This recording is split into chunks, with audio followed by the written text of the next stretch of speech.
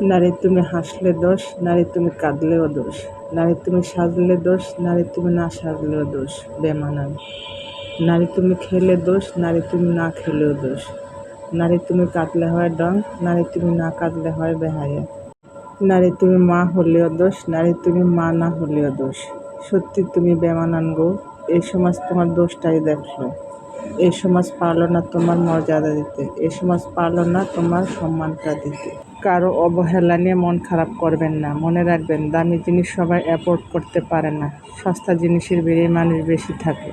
আসসালামু আলাইকুম, কেমন আছেন আপনারা সবাই? আশা করছি আল্লাহর অশেষ রহমতে আপনারা সবাই ভালো আছেন। আলহামদুলিল্লাহ, আল্লাহ তাআলা আমাদেরকেও ভালো রেখেছে। প্রতিবারের মতো আজও নতুন একটা ভিডিও নিয়ে আপনাদের মাঝে হাজির হলাম। আশা করি আমার আজকের ভিডিওটি আপনাদের কাছে ভালো লাগবে। আমার ভিডিওটি যদি ভালো লাগে, আশা করি আমার সম্পূর্ণ ভিডিও জুড়ে আপনারা আমার পাশে থাকবেন। বেশ কয়েকদিন পর আপনাদের মাঝে আবারও ফিরে এলাম।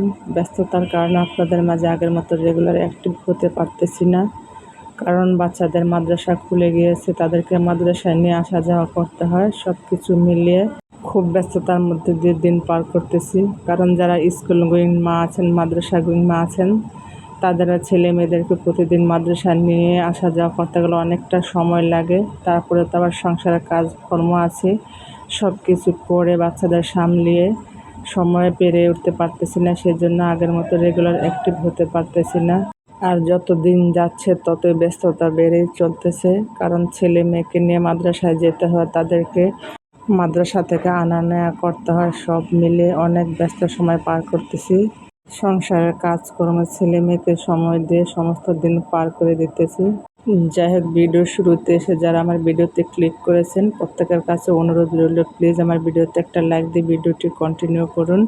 কারণ আপনাদের একটা লাইক ভিডিওটি আর অসংখ্য মানুষের কাছে পৌঁছে দেবে। আর আমার কথার মধ্যে কোনো ভুল ত্রুটি হলে আমাকে ক্ষমা করে দেবেন।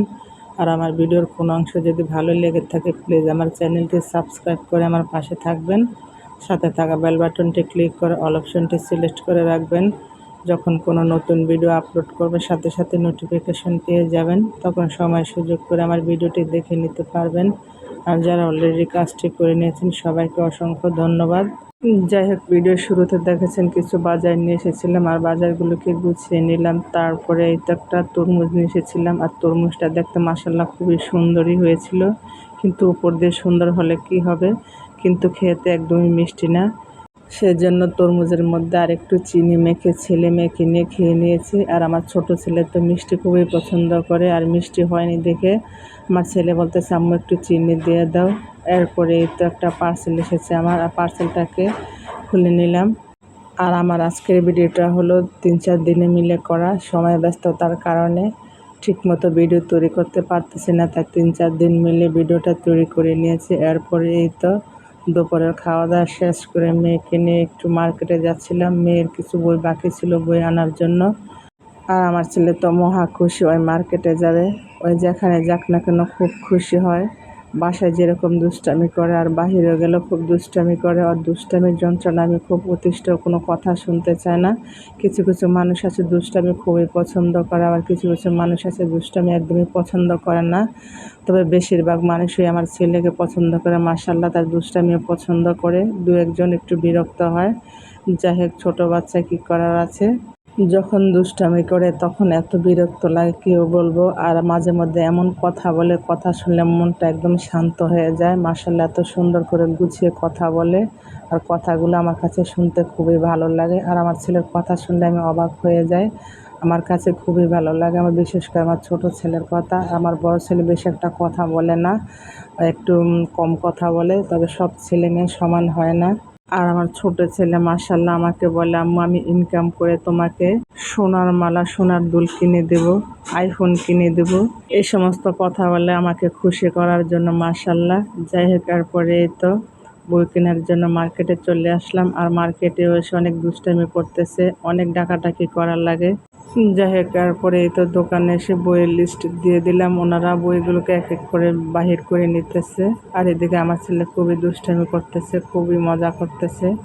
আর আমি এদিকে বসে বসে একটু ভিডিও করে নিচ্ছিলাম। আর খুবই গরম পড়তেছে। আর কালকের আবহাওয়াটা খুবই ভালো ছিল, বেশি একটা গরম লাগেনি। আর এবার বছরের শুরুতে গরমের তাপমাত্রাটা বেশি পড়তেছে। আর আমার কাছে গরম একদমই ভালো লাগে না, শীতই ভালো লাগে। আবার শীত আসলে শীত ভালো লাগে না, এই আর কি। তবে শীতের মধ্যে ঘোরাফেরা করে আরাম আছে, আরাম লাগে। আর গরমের মধ্যে কোনো জায়গায় বাইর হলে গরমের যন্ত্রণা একদমই ভালো লাগে না, সাথে যদি ছোট বাচ্চা থাকে। যাই হোক, এরপরে তো মার্কেট থেকে বই কিনে নিয়ে এসে এখন একটু মিনা বাজারে ঢুকলাম। আর মিনা বাজারে ঢোকার পর তো ভিডিও করা নিষেধ, তারপর ওনাদের অনুমতি না নিয়ে একটু ভিডিও করে নিলাম। তারা বলতেছে যে এখন আর ভিডিও করতে পারবেন না, কারণ ভিডিও করা নিষেধ। গিয়েছিলাম সানস্ক্রিন কেনার জন্য, কিন্তু আমি যেটা ইউজ করি সেখানে ওটা এখন আর নেই, শেষ হয়ে গিয়েছে। তাই ওখান থেকে চলে এসেছি, পরে আবার আসলে কিনে নিয়ে আসবো। এরপরে তো এটা হলো বৃহস্পতিবারে বিকালবেলার ভিডিও। কিছু পাটিসাপটার পিঠা বানিয়ে নিচ্ছি।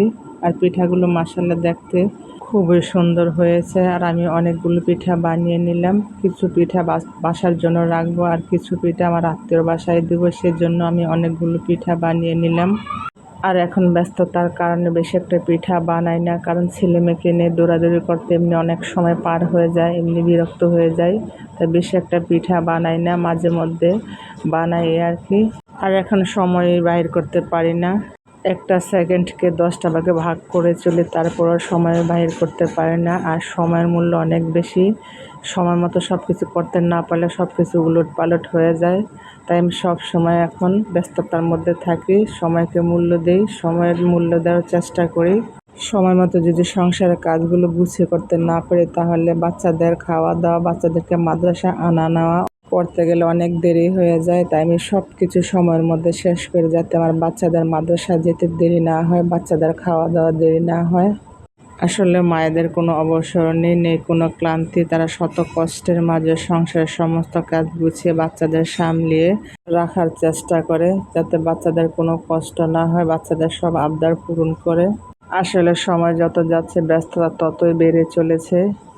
যাই হোক, এটা হলো শুক্রবারের দিন সকালবেলার ভিডিও। সকালে নাস্তা বানাইনি, আমি 3 বেলার জন্য বিরিয়ানি রান্না করে নিচ্ছি। আর আমি অফ ক্যামেরায় বিরিয়ানির মাংসটাকে রান্না করে নিয়েছি। আর এই তো আমি পোলাওটাকে অর্ধেক রান্না করে নিয়েছি, এখন মাংসটাকে মিশিয়ে নিচ্ছি। এখন চুলাটাকে আমি ঢিম করে দিয়ে আস্তে আস্তে এটাকে রান্না করে নিব।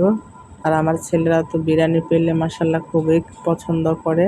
আর সেজন্য আমি যখনই বিরিয়ানি রান্না করে নিই, তখন বেশি করে রান্না করে নিই। সারাদিনে আমার ছেলেরা বিরিয়ানি খায়, বিশেষ করে আমার ছোট ছেলে কতক্ষণ পর করে বিরিয়ানি খায়। আর আমি যখনই বিরিয়ানি রান্না করি, তখনই আমার ছোট ছেলে বলে, আম্মু তাড়াতাড়ি আমাকে দাও, আমি কতদিন বিরিয়ানি খাইনি, এই সমস্ত কথাবার্তা বলে। তার কথা শুনলে মাঝে মাঝে রাগ হয়, আবার মাঝে মাঝে হাসি পায়। যাই হোক, আমার ভিডিওটি ভালো লাগলে লাইক করবেন, কমেন্ট করবেন, শেয়ার করবেন। আপনাদের ভালো কমেন্টে আগামী নতুন ভিডিও বানানোর উৎসাহ জাগায়। আর অনেকে আছেন ভিডিওটি দেখেন কিন্তু ভিডিওতে লাইক দিতে ভুলে যান। প্লিজ হার্টলি রিকোয়েস্ট করলো, ছোট্ট করে আমার ভিডিওতে একটা লাইক দিয়ে দিবেন। লাইক নিয়ে কেন কিপটামি করেন বুঝি না, লাইক দিলে তো আপনাদের কোনো ক্ষতি হবে না।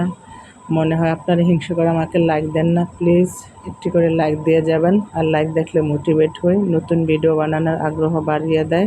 যাই হোক, কথা বলতে বলতে তো আমার বিরিয়ানি রান্না হয়ে গিয়েছে। আর এখন বিরিয়ানি খাওয়ার জন্য সালাদগুলোকে কেটে নিচ্ছি। আর সালাদ আমার কাছে খুবই ভালো লাগে। আমার বাসায় সব সময় শসা লেবু থাকে, আমি শসা লেবু সব সময় খাই।